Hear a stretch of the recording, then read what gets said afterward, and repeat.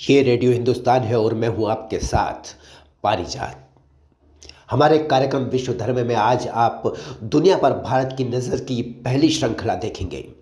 और इस कार्यक्रम विश्व धर्म के लिखने वाले हैं नवोदित इतिहासकार और लेखक श्री परख सक्सेना जी। विश्व धर्म में आज का विषय है स्टालिन की बेटी ने बिगाड़े थे भारत के समीकरण। एक नाम दुनिया के तानाशाहों में बड़ा जोरदार शुमार है, स्टालिन।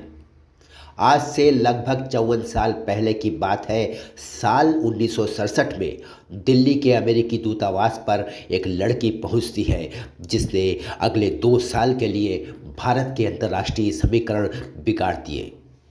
ये लड़की थी जोसेफ स्टालिन की बेटी Svetlana Stalin. Joseph Stalin Soviet संघ का तानाशाह था और ये वो दौर था जब अमेरिका और सोवियत संघ के बीच शीत युद्ध चल रहा था। अमेरिका सोवियत संघ के हर नागरिक को शरण देने को तैयार था और फिर ये तो जोसेफ स्टालिन की बेटी थी। स्वेतलाना जब अमेरिकी दूतावास पहुंची तो दूतावास बंद हो चुका था और अमेरिकी राजदूत सेलेस्टे ने अपने घर अमेरिकियों की पार्टी आयोजित की हुई थी और उनके घर पार्टी चल रही थी। दूतावास के गार्ड ने सेलेस्टे को बताने की जगह पहले CIA को खबर कर दी और अब जहां दिल्ली चैन से सो रही थी वहीं वाशिंगटन की नींद उड़ चुकी थी।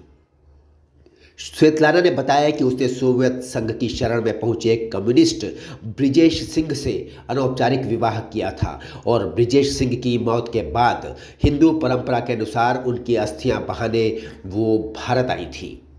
हालांकि सोवियत संघ ने इसकी इजाज़त शुरू में नहीं दी थी क्योंकि वे सती प्रथा को थोड़ा बहुत जानते थे और ये मानकर बैठे थे कि हिंदू स्वेतलाना को सती कर देंगे।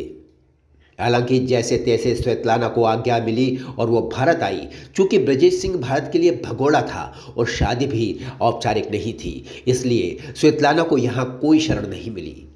इसलिए वो अमेरिका की शरण में आई थी।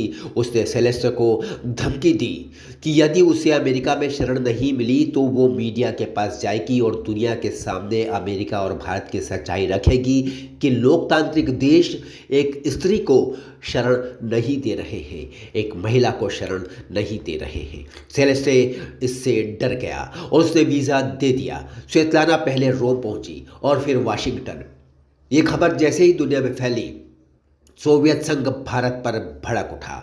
उसने भारत पर अमेरिका के गुट में जाने का आरोप लगाया। अब वाशिंगटन में पार्टी हो रही थी और दिल्ली की नींद उड़ी हुई थी।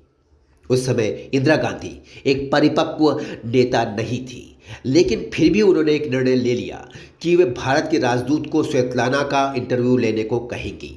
अमेरिका में भारतीय राजदूत ने स्वेतलाना के मुंह से निकलवा दिया कि भारतीयों ने उसकी कोई मदद नहीं की। सोवियत संघ को जब ये पता चला तब जाकर वह शांत हुआ, मगर स्वेतलाना दिल्ली से भागी थी, इसलिए रिश्तों में गांठ पड़ गई थी। इसी बीच अमेरिका में चुनाव हुए और रिचर्ड निक्सन राष्ट्रपति बने। अब भारत की चिंता और बढ़ गई क्योंकि निक्सन पूरी तरह पाकिस्तान परस्त थे। थक हार कर हमें सोवियत संघ के आगे झुकना पड़ा और केरल में जो कम्युनिस्ट सरकार को इंदिरा गांधी ने हटा दिया था उसे दोबारा लाना पड़ा। तब कहीं जाकर भारत के सोवियत संघ से संबंध सुधरे। बाद में सोवियत संघ ही था जिसने पाकिस्तान के विरुद्ध हमें अमेरिका के युद्धपोत से बचाया था और हमने युद्ध जीत लिया था।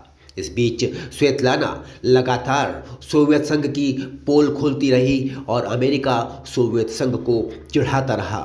इतिहास का यह अध्याय जानना बड़ा आवश्यक है ताकि हम समझ सकें कि अंतर्राष्ट्रीय स्तर पर हित और स्वार्थ कितने टकराते हैं और किसी भी देश को कितना अधिक प्रभावित करते हैं। अपने कार्यक्रम विश्व धर्म में मैं आपसे फिर एक बार अगला अंक लेकर मिलने आ रहा हूँ। तब तक मुझे दीजिए अनुमति और सुनते रहिए रेडियो हिंदुस्तान। नमस्कार।